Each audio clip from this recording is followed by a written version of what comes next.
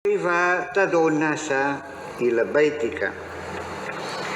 Bagaimana engkau mengundang orang suruh datang ke rumahmu?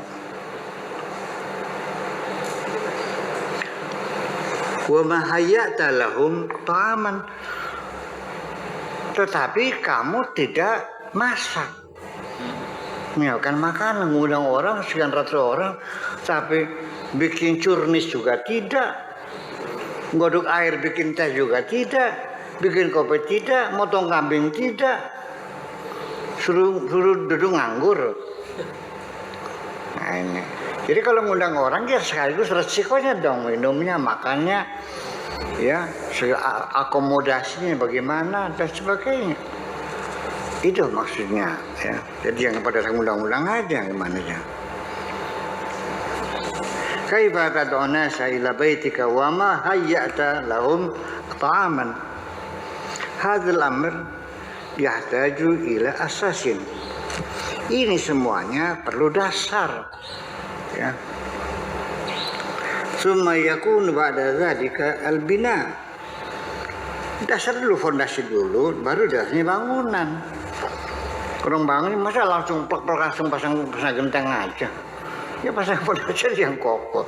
Kira apa seperti itu. Jadi sebelum undang orang ya sama, siapkan dulu tempatnya di mana, makannya apa, nginepnya di mana, kan begitu persoalannya. Itu. Jadi setelah bertahap, mana ada skala prioritas, mana yang penting dahulu. Dan setiap apapun yang kita lakukan selalu ada resiko sampingannya.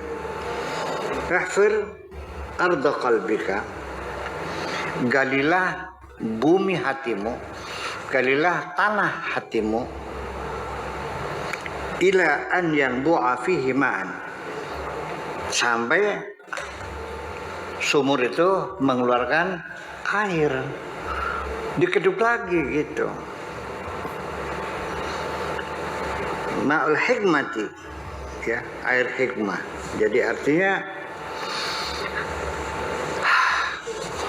kalau belum keluar airnya, bikin sumur. Coba bikin sumur di dalam hatimu, dikeduk tanahnya tosok dikali sampai nanti keluar sumbernya. Jadi artinya hatimu itu seperti sumur hikmah. Artinya ya bijaksana lah, kan ngomong terukur, berbuat terukur, kan begitu kelayakan. Nah, maksud saya kalau orang gali sumur itu ya sekaligus sampai sekeluarnya air. Jangan baru 3 meter sudah putus asa, ada air pindah lagi dulu. Yang nggak dapat air gitu mah. 4 meter belum juga airnya, belum sumurnya. 5 meter belum juga, 6 meter, 7 meter baru keluar. Nah, banyak sekali orang gagal menggali sumur di dalam hatinya, belum keluar air hikmahnya sudah keburu pindah cari guru lain. Ketergagian lebih sakti kan. cari guru yang lain. Jadi akhirnya ngacak-ngacak guru bareng macam guru. Setiap ketemu minta amalan. Ada yang baca basmalah, ada yang fatihah, ada yang la haula. Akhirnya diamalkan tidak, tapi disimpan di ventilasi. Di atas lemari. Angin ya. Banyak kelakuan begitu tuh.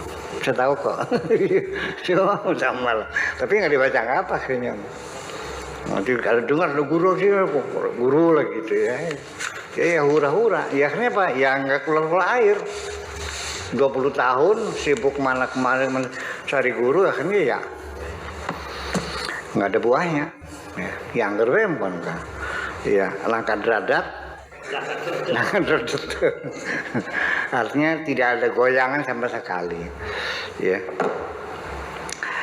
Seperti itu. Tsumma ibni bil ikhlas wal mujahadat wal a'malis salihat. Kemudian juga dibangun sumur itu bil ikhlas, dengan semangat ketulusan hatimu. Wal mujahadat, dan mujahadat, kerja keras, ya, semangat yang tinggi, etos kerja, ya. yang terus menerus. Jangan santai hidup nih, ya. Jangan bercita-cita pengen hidup santai, pengen kaya. Nanti kalau sudah kaya kamu enak yang nyupir orang lain, yang nyuci orang lain, yang orang lain. Ngelamunnya begitu. Ada nggak orang yang bercita-cita begitu? Banyak. Ya goblok. Ya kalau semua pekerjaan orang lain yang mengerjakan karena dia udah kaya, lalu dia selonjor sambil ihidan, kebut, ya cepet mati. Saya aja selama COVID kan nggak kemana-mana, duduk di kursi ada di komputer, paling nggak sehari-hari setahun langsung berat badan sampai 60 sekarang, udah capek sekali. Iya kan. Memang kita mencari kesibukan, kalau nggak ada ya gimana? Ya gimana mau pergi kemana? Mau COVID begini? Ya, nemuin tamu juga malas. Iya, ketularan lagi nanti. Iya, mau kemana? Supermarket juga sepi, pasar juga sepi. Mau potong rambut juga nggak bisa.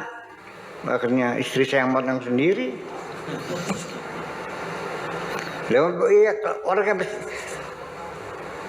pelanggannya kena COVID, dia pegang-pegang, terus saya datang ngasih, kan ketular juga. Nah itu, jadi ya berarti orang benar tuh bekerja keras. Nggak ada waliullah santai itu. Masa waliullah santai? Masa kasih Tuhan malas? Mungkin gak waliullah goblok? Mungkin, masa kasih Allah goblok. Pelangga keren, kadang-kadang standarnya nggak jelas itu. Hanya kalau sedikit bisa sembur kayak Allah dumung nggak, dikiranya waliullah. Ya kayak Allah kobra, pus. Iya, waras saya beli oli bacine baik. Ya gitu kayak. Ya itulah kira-kira. Jadi kerja keras, juga tulus, ikhlas ya, tanpa pamrih, ya. Tidak mengejar materi, berbuat baik pada siapapun. Wal mujahadat wal amal salihat, dan amal-amal yang saleh. Ini lagi-lagi amal saleh sembahyang, lagi-lagi amal saleh puasa, lagi amal saleh wiridan. Itu bukan masalah. Amal saleh itu yang memberi manfaat kepada orang lain, berbuat kebaikan kepada sesama. Gimana lagi? Mama soleh beli tasbih, hubungannya apa? Itu sih urusan pribadi kamu. Jelek mah enggak, baik untuk dirimu sendiri.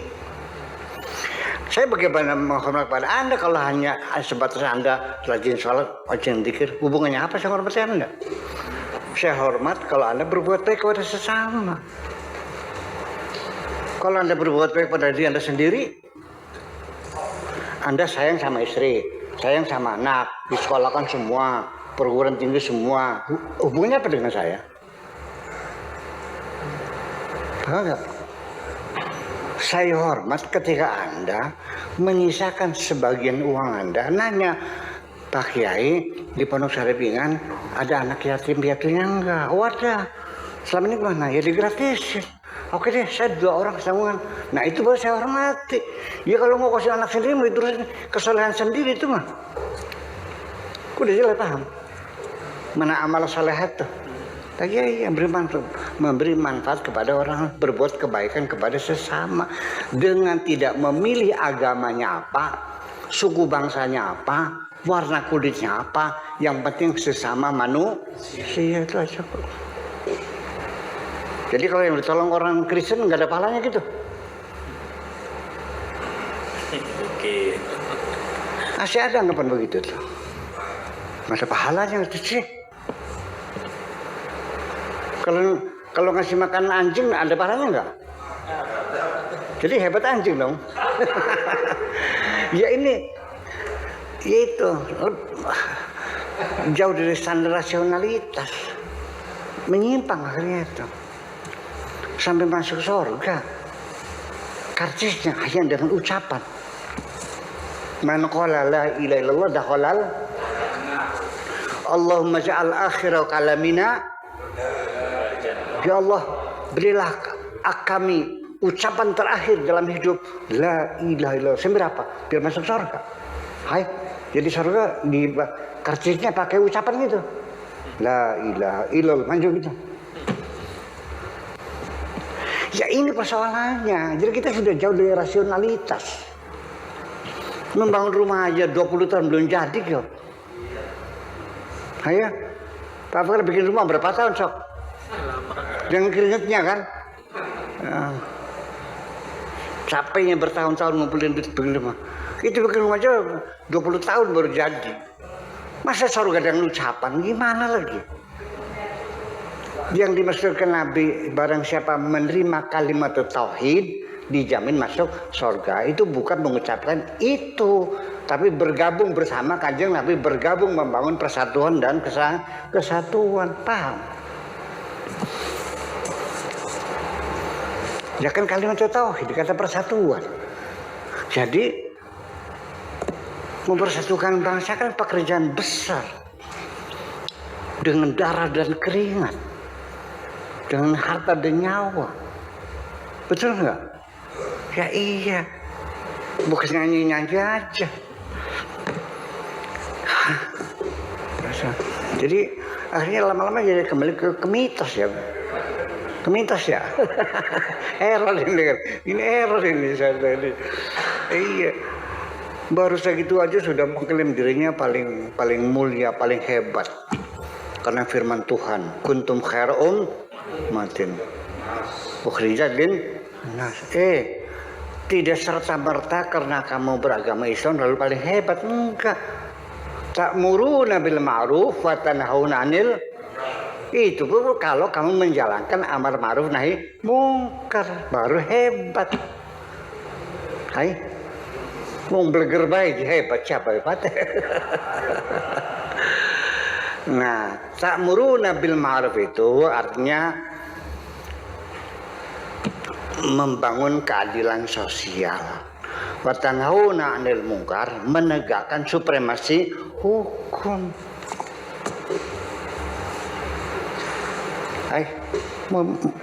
Mah tiap hari ngomong amar mungkar, kemana larinya? Ya ngebakar rumah pelacuran gitu, mengobrak-abrik perjudian, begitu nahi mungkarnya. Dibuat aja hukumnya dulu, dibuat undang-undangnya, berdasarkan undang-undang. Ini kan negara dunia kan begitu.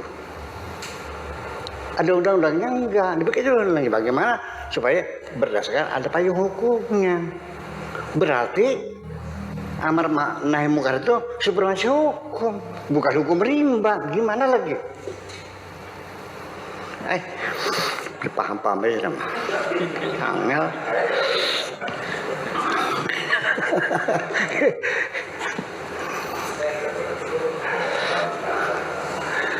Jadi kalau Anda itu tidak suka dengan perjudian, ya dibikin undang-undangnya larangan perjudian.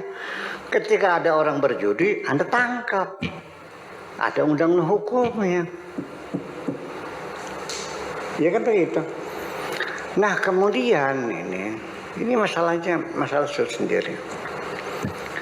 Saya pernah mengatakan saya setuju kalau di Indramayu ada tempat lokalisasi pelacuran. Setuju. Untuk apa? Melindungi anak-anak saya dong. Anak-anak kita tiap hari melihat tontonan yang buruk seperti itu di depan rumahnya. Iya kan? Bagaimana kita bisa membangun mendidik anak-anak menjadi saleh? Kalau tiap hari anak-anak kita menonton pelacuran di depan rumah seperti itu. Untuk mengamankan, dihilangkan nggak bisa. Iya kan? So, gimana? Kapan hilangnya pelajarannya? Sulit. Itu kan namanya waskat ya. Pekat. Penyakit masyarakatnya dari dulu nggak pernah hilang. Ya daripada anak kita menjadi sulit menjadi anak yang soleh karena menonton semacam itu, ya sudah kita lokalisasi di tempat yang khusus. Tetapi ada ketegasan hukumnya. Lokalisasi itu kalau kamu melacur tuh tempatnya di situ. Tidak boleh di tempat yang Nah, kalau disuruh dipikirkan, ada juga yang namanya fasilitas itu namanya. Ada nggak jaminannya? Berapa hukumannya? 5 tahun, 10 tahun? Pasti dong. Oke, saya setuju. Untuk menyelamatkan anak-anak kita. Toh dibubarin juga susah. Bubar sini pindah sana. Ya, doli tutup akhirnya lari ke kampung-kampung. Iya. Iya. Kali jodoh tutup. Ya. Ya. Ya, kapan dunia hilang dari pelacur? Ya udah, daripada begitu, pakai rasional aja lah. Udah lokalisasi, tapi ada kepastian. Maksudnya lokalisasi itu menyediakan tempat untuk kemaksiatan yang ditentukan secara tegas dan pasti hanya di situ, tidak boleh di tempat yang lain. Itu. Kalau nanti di Pulau Biawak ada tempat pelacuran, tempat judi, tapi di kampung-kampung masih ada juga ya, namanya memfasilitasi dong namanya. Ya kan begitu. Nah seperti itu kira-kira kita ini. Jadi artinya bahwa apalagi kita ya di negara-negara yang mengklaim dirinya sebagai negara Islam juga ada juga pelacuran, sama aja. Germonya ada, bordelnya ada. Sebenarnya nggak ada. Ya karena kebutuhan mereka. Itulah. Oke, kita lanjutkan.